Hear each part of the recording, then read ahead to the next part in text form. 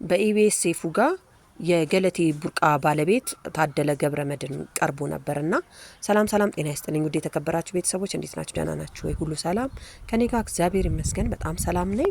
ቤተሰብ እንዴት ናችሁ ማለት ነው በዛው እና ምን ለማለት ፈልጌ ነው አንዳንድ ጊዜ እንግዲህ አትሌት ገለቴ ቡርቃ ከዚህ በፊት ያስተላለፈችው መልእክት ነበርና እርዱኝ መንግስት ጋር አድርሱልኝ የሚል መልእክት ነውና እንግዲህ ባለቤቷም ታደለ ገብረመድን ያቶ ገብረመድን ልጅ ማለት ነው ቀርቦ ምንድነው ያለው የሷንም የሱንም እንግዲህ አመዛዝነን ስናዳምጠው ለመፍረድ ይከብዳል ማለት ነው።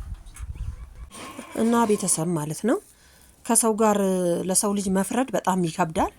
እንግዲህ እሱ እንደተናገረው ምንድነው የተዋወቅነው ላዳ ሹፌር ሆኜ ልሁን እንጂ ከዛ በኋላ ግን ከተዋወቅን በኋላ እኔም ወደ ስፖርቱ አደላ ስለነበረ ኮቿ ነበርኩኝ አሰለጥናታለሁ።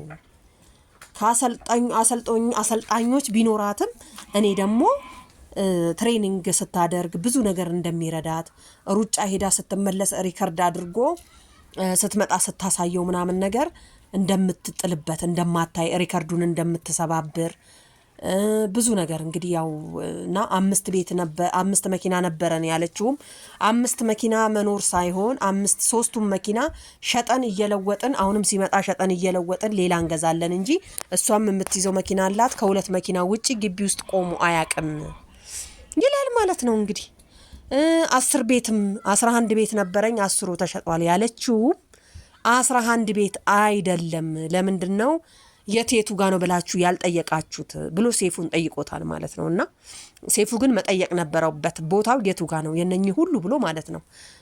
በነገራችን ላይ ምንድነው ያለው ለሷ እናት ከኮፈሌ አስመጥቼ ያው ብሩ የሷ ቢሆንም አንዳንድ ጊዜኛ ገንዘብ በእጃችን ይዘን ወይ አያያዝ አናቅም ወይ ደግሞ ምን እንደምናረግ ራሱ የማናቅ ብዙ ሰዎች አለን ማለት ነው። እሱ ከጎኗ ነበርኩኝ ይሄን ሁሉ ከመጀመሪያው ማለት ነውና የእናቷን ቤት ገዝተን ሻሸመኔ አስገብተን የሷም እናት ለኔ እናቴ ናት ያንተም እናት ለኔ እናቴ ነው ብላ እንግዲህ ለሱም ሸጠው ያለችውን ቤት ለናቴ ሰጠች ነው የሚለው። ስለዚህ ሰውየው ምንም ነገር እንዳላደረገ ውክልናም ሰጠችኝ የሚለውን የሰጠችኝን በስምምነት ነው ይላል ማለት ነው። ስለዚህ አንዳንድ ጊዜ የሆነ ነገር እንሰማና ከአንደኛው ጎን ወይም ደግሞ ከአንደኛው ወገን እንሆናለን ማለት ነው። በነገራችን ላይ ያለው ሰው ሲያለቅስና የሌለው ሰው ሲያለቅስ እኩል አይደለም። በጣም የሚያሳዝነው ነገር ማለት ነው።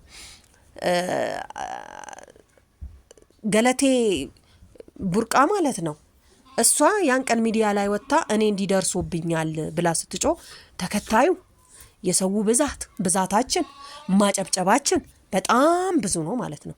በሱ ጊዜ ግን በጣም ብዙ ኮመንቶችም እያነበብኩ ነውና በጣም ብዙዎች በሱ ይፈርዳሉ። ግን እኛ ሰማን እንጂ ያየነው ነገር የለም።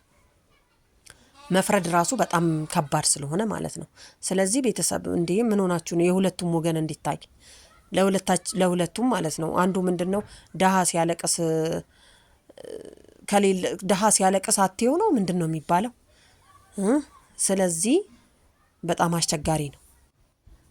ወንድ ልጅ ነው ተጎርቶ ሊሆን ይችላል በውስጡ ግን እሱ ቢጎዳም የራሱ ፍሬ አፍርቷል 3 ልጅ ሙሉ ወልዷል ማለት ነው አግብቶ ማለት ነው።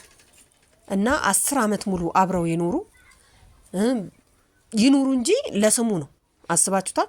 ግን እሱ ያጠፋው በፕሮቴስታንት እምነት ተጋብተው ከተጋቡ በኋላ ሲጀመር እሱ አልፈልግም እሷ አይደለችም ፍቺ ይፈልጋለሁ ብላ የፍቺ እንትን ያስቀመጠችው ማለት ነው። ስለዚህ እሱ ነው ጸበል ሄዳለው አሞኛል የዚህ እምነት ተከታይ ከሆነ እንዴት ጸበል ሄደ? ስለፈወሰውም ጥሩ ነው ግን የእምነቱ ተከታይ ስለሆነ ለማለት ፈልጌ ነውና እንግዲህ ቀለበቱን አውልቆ ጽፎ ደብዳቤ ጽፎላት ወደ ጸበል ሄዶ 15 ቀን ሙሉ ስልኩን ዘግቶ ተመልሶ መምጣት ማለት እሱ ይሄ ጥፋተኛ ነው ብዬ ነው የማስበው። ምክንያቱም እሷ ሳትሆን እሱ ነው አልፈልግም ያለው። በሌላ ነገር ልትጎዳው ትችላለች ለስምምነት ላይኖረው ይችላል ብዙ ነገሮች ሊኖሩ ይችላል ግን እንዲህ ማድረግ አልነበረበትም። ሳይሄድ እዛ መጀመሪያውኑ እዚሁ ነግሯት ለምን አልሄደ? ሁሉም አንዳንድ ጊዜ በአሁን ሰዓት በተለይ ሁሉም የራሱን ህይወት ነው የሚያስተካክለው በእውነት በጣም ማለት ነው። ሁሉም ሰው ለራሱ ነው። እቺ ልጅ ምን ትሆናለች መጀመሪያ ለዛኛው ነበርሽ አሁን ደግሞ ለዚህኛው ነው ልትሉ ትችላላችሁ። ግን ሁለቱም ጋር ጥፋት አለ። ምክንያቱም እሷ ያልተናገረችው እሱ የተናገረው አለ፣ እሱ የተናገረው ደግሞ እሷ ያልተናገረችው አለ ማለት ነው።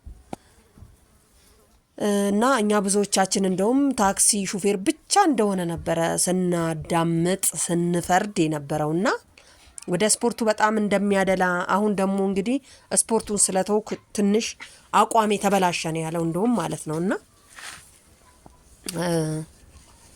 ይሄ ራሱ የሰማነው አሁን ከሱ ከራሱ ከባለቤቱ ከራሱ አንደበት ነው ማለት ነው። በፊት ግን የላዳ ሹፌር ብቻ እንደሆነ ጥያቄ ራሱ የፍቅር ጥያቄ ራሱ እኔ አልጠየቅኩኝም። ምክንያቱም ከመላመድ የተነሳ አብረን ስፖርት ከመስራት ሲጀመር ሳይጋቡ እስከ 3 ዓመት ራሱ ኮቿ ነበር ማለት ነው። እና ቤተሰብ እንግዲህ በሂደት የተጀመረ ፍቅር በኋላ ማንም ጠያቂ ሳይመጣ እሱም ሳይጠይቅ እሷም ሳትጠይቀኝ ወደ ፍቅር ገባን ይላል ማለት ነው። እንግዲህ በ2000 ማለት ነው። እንግዲህ ይሄን ሁሉ አመት ቢያንስ አብሮ ሰው ኖሮ ለዚህ እንትን ከሜዳ ከዜሮ ተነስቶ እዚህ መድረሱ ራሱ እሱ ራሱ በጣም ጥቅም አግኝቷል። ማንም ሰው ጥቅም ካላገኘ ለነገሩ ሰው ስራ አይሄድም። እና ከጎና ነበርኩኝ ከመጀመሪያ እስከ መጨረሻ ብሏል ማለት ነውና እንግዲህ ታደልዬ እንግዲህ ፈጣሪ እርዳ። ካንተስ የራስን ህይወት እየኖርክ ነው። እሷም እንግዲህ ተስፋ ቆርጣ የራሷን ህይወት ትኖራለች። እና ቤተሰብ ማለት ነው ያው 5 መኪና እንደሌለውም ተናግሯል። እንደተቀየረ ነው። እሷ ግን አንዴ ተገዝቶ የሚገዛውን ሁሉ የሚቀየረውን ሁሉ ነው አንዴ የምትናገረው ብሏል ማለት ነው። በነገራችን ላይ በጣም ኮመንተሮች ግን ብዙ ሰው ባትሳደቡ ጥሩ ነው። እኔ እኮ ሰው አልሳደብም ከምር እኔ ኮምታለሁ ከደበረኝ ማለት ነው። ዝም ብዬ ነው አልፌ አይቼ የሚሄደው ማለት ነው። ምክንያቱም መስደብ ሰውን አያስፈልግም። እና ምን ለማለት ነው እችኑ መልእክት ለማስተላለፍ ነው። በዛውም ናፍቃችሁኝ ነበር ማለት ነው። እና በጣም ጉንፋን ይዞኛልና በጣም ይቅርታ እንድታደርጉልኝ በአክብሮት እጠይቃለሁ። ቤተሰብ እንግዲህ ገለትዬም እንግዲህ ፈጣሪ ይርዳሽ፣ እንዲህ ማልቀስ አያስፈልግም። እና ቤተሰብ ይሄንኑ ለማለት ነው። ለመንገድ ደግሞ ሰብስክራይብ አድርጉኝ በእናታችሁ ማለት ነው። ስወዳችሁ ቤተሰብ የሚሆናችሁ ቤተሰብ ያልሆናችሁ ማለት ነው። እና አበራታቱን ለማለት ያክል ነው።